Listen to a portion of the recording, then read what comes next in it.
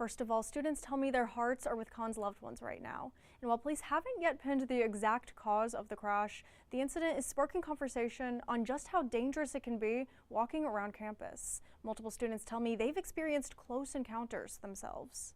Cars just completely do not care. Lois Sabo is a freshman at VCU, but she's already all too familiar with the aggressive driving culture on campus. When the lights turn yellow, they tend to speed up, and people just in general drive way too fast around here. This conversation comes after student Murad Khan was hit and killed by a car along Laurel and West Main Streets yesterday around 9 a.m. I think that it will serve as a wake-up call to most drivers around here to understand that they have to slow down and be mindful of the students. Isabel Geis frequents Monroe Park, a space just yards from where yesterday's tragedy happened. I hope that as a community we can move past this together. Richmond police are still investigating this incident, and we haven't yet learned the cause of the crash. But students say walking on campus is often scary. I really hate to say it, but I'm not surprised that it eventually happened.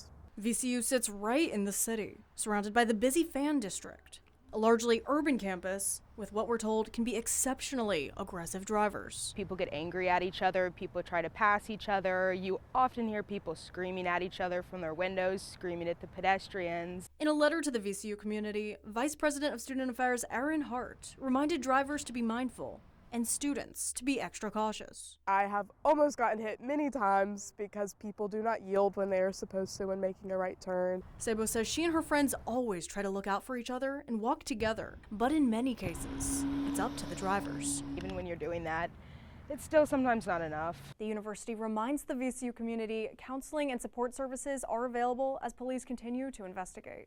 Stick with 8 News for the latest. In the Digital Center, Sierra Krug, 8 News.